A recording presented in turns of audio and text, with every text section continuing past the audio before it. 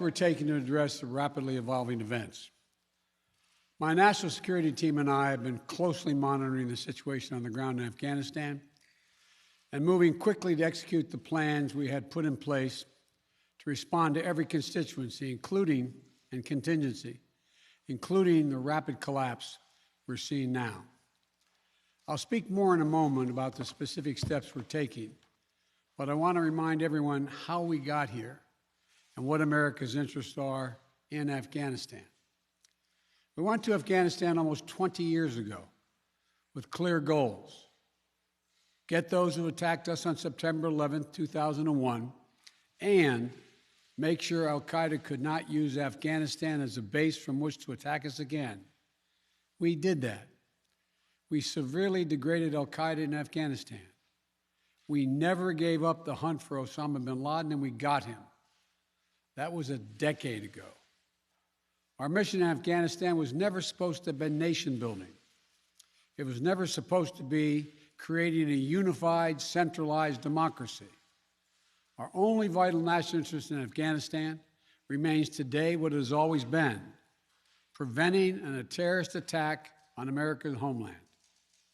I've argued for many years that our mission should be narrowly focused on counterterrorism, not counterinsurgency or nation building. That's why I opposed the surge when it was proposed in 2009 when I was vice president.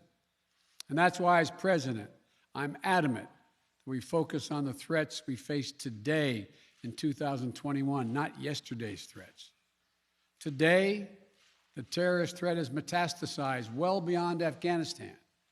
Al-Shabaab in Somalia, al-Qaeda in the Arabian Peninsula, al-Nusra in Syria, ISIS attempting to create a caliphate in Syria and Iraq, and establishing affiliates in multiple countries in Africa and Asia. These threats warrant our attention and our resources. We conduct effective counterterrorism missions against terrorist groups in multiple countries where we don't have permanent military presence. If necessary, we'll do the same in Afghanistan. We've developed counterterrorism over-the-horizon capability that will allow us to keep our eyes firmly fixed on the direct threats to the United States in the region and act quickly and decisively if needed. When I came into office, I inherited a deal that President Trump negotiated with the Taliban. Under his agreement, U.S. forces would be out of Afghanistan by May 1, 2021, just a little over 3 months after I took office. U.S. forces had already drawn down during the Trump administration from roughly 15,500 American forces to 2,500 troops in country. And the Taliban was at its strongest militarily since 2001. The choice I had to make as your president was either to follow through on that agreement or be prepared to go back to fighting the Taliban in the middle of the spring fighting season. There would have been no ceasefire after May 1. There was no agreement protecting our forces after May 1. There was no status quo of stability without American casualties after May 1.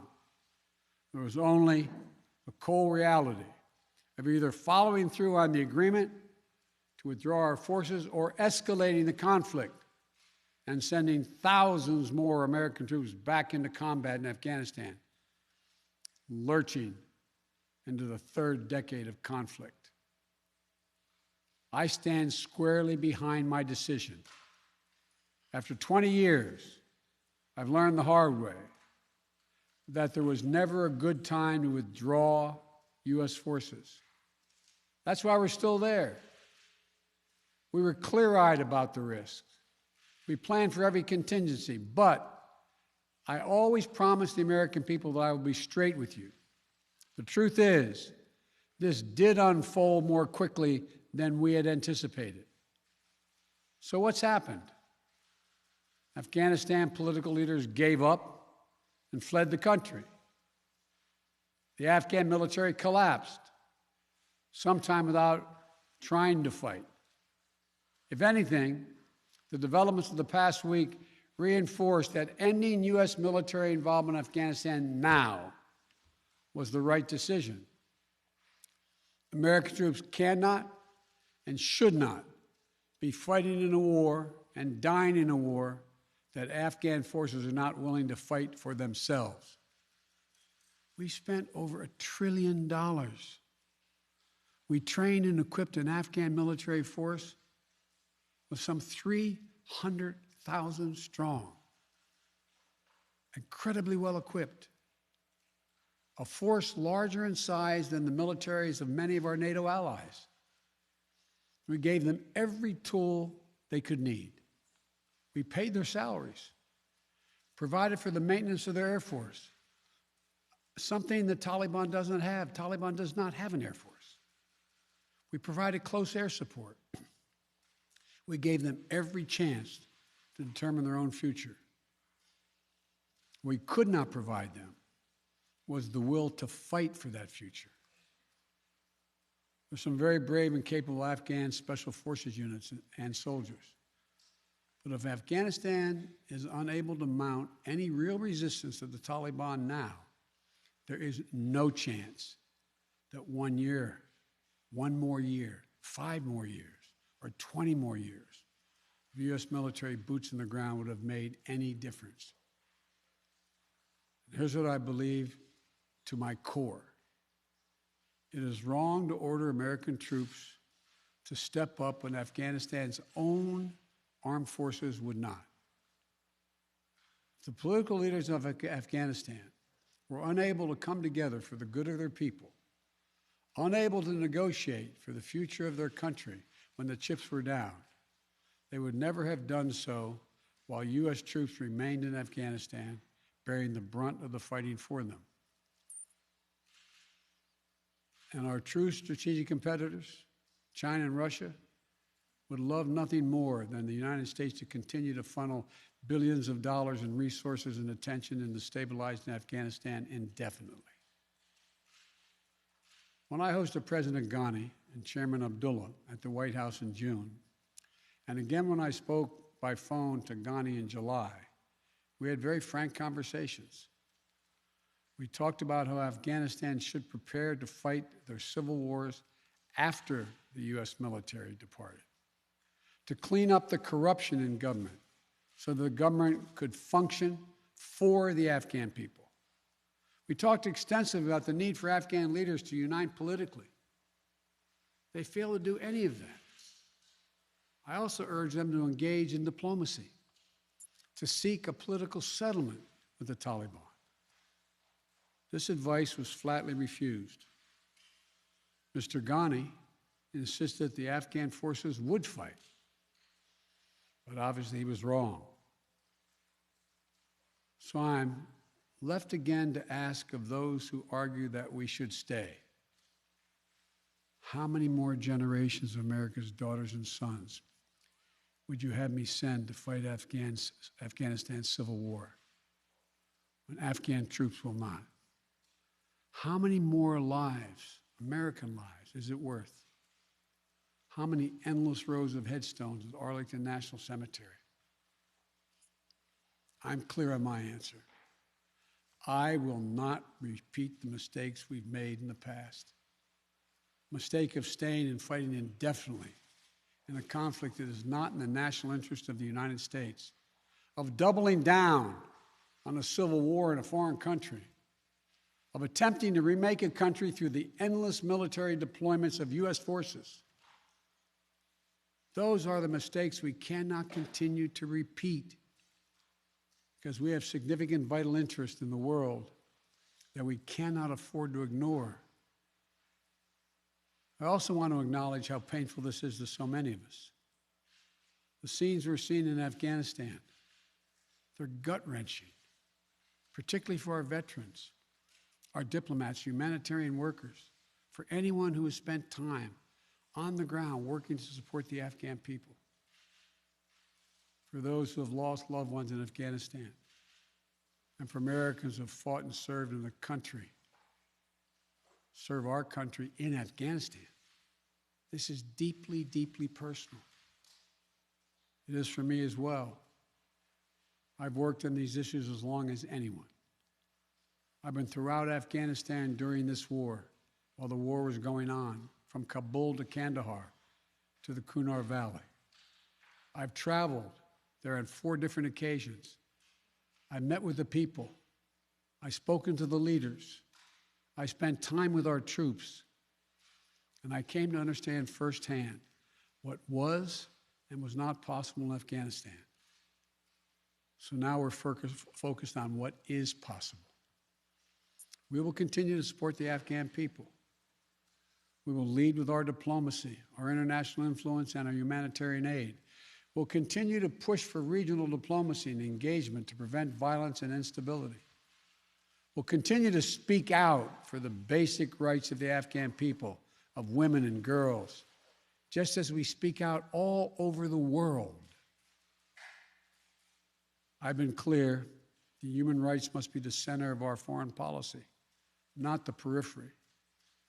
But the way to do it is not through endless military deployments. It's with our diplomacy, our economic tools, and rallying the world to join us. Now, let me lay out the current mission in Afghanistan. I was asked to authorize, and I did, 6,000 U.S. troops to deploy to Afghanistan for the purpose of assisting in the departure of U.S. and allied civilian personnel from Afghanistan, and to evacuate our Afghan allies and vulnerable Afghans to safety outside of Afghanistan.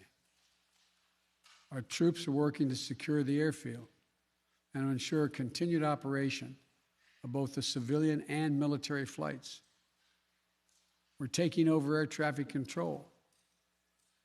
We have safely shut down our embassy and transferred our diplomats. Our diplomatic presence is now consolidated at the airport as well. Over the coming days, we intend to transport out thousands of American citizens who have been living and working in Afghanistan. We'll also continue to support the safe departure of civilian personnel, the civilian personnel of our allies who are still serving in Afghanistan. Operation Allies Refugee, which I announced back in July, has already moved 2,000 Afghans who are eligible for special immigration visas and their families to the United States. In the coming days, the U.S. military will provide assistance to move more SIV-eligible Afghans and their families out of Afghanistan. We're also expanding refugee access to cover other vulnerable Afghans who worked for our embassy. U.S. non-governmental agencies, or U.S. non-governmental organizations, and Afghans who otherwise are at great risk, and U.S. news agencies. I know there are concerns about why we did not begin evacuating Afghans civilians sooner.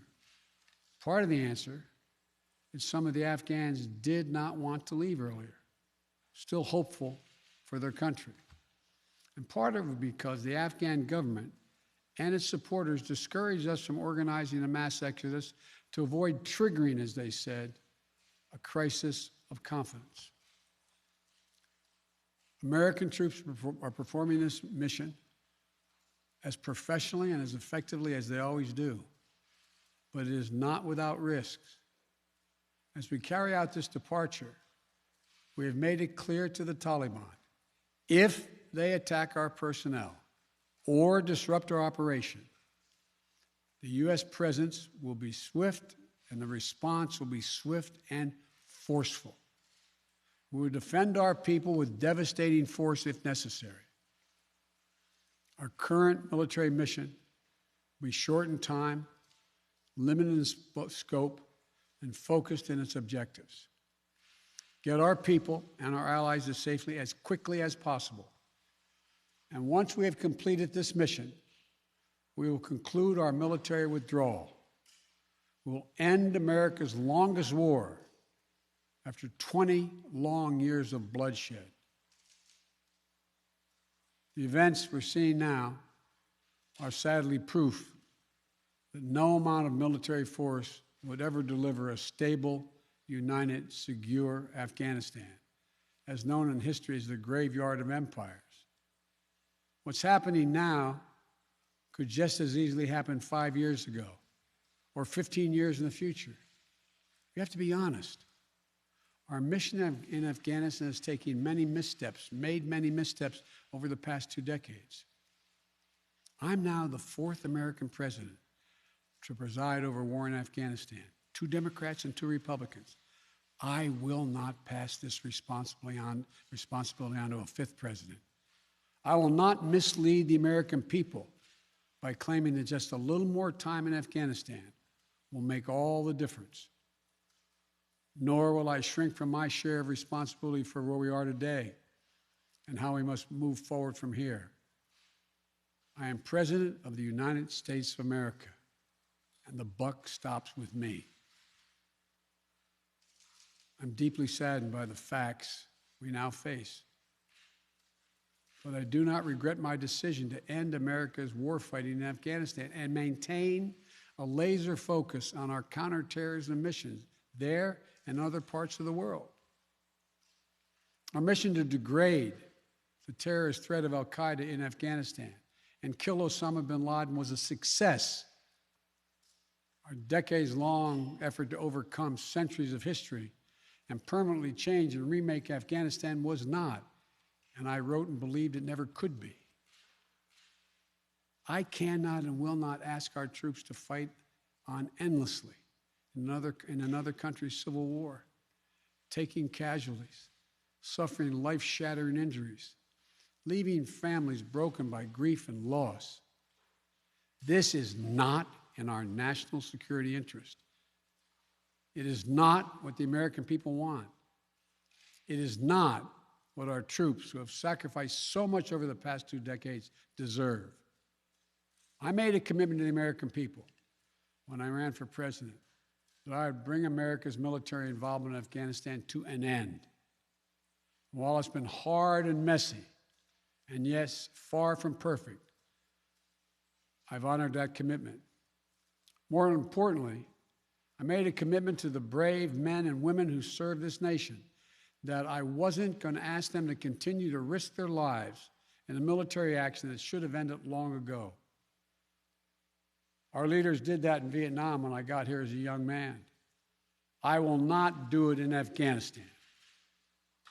I know my decision will be criticized, but I would rather take all that criticism than pass this decision on to another president of the United States, yet another one, a 5th one, because it's the right one, it's the right decision for our people, the right one for our brave service members who risk their lives serving our nation, and it's the right one for America. Thank you. May God protect our troops, our diplomats, and all brave Americans serving in harm's way.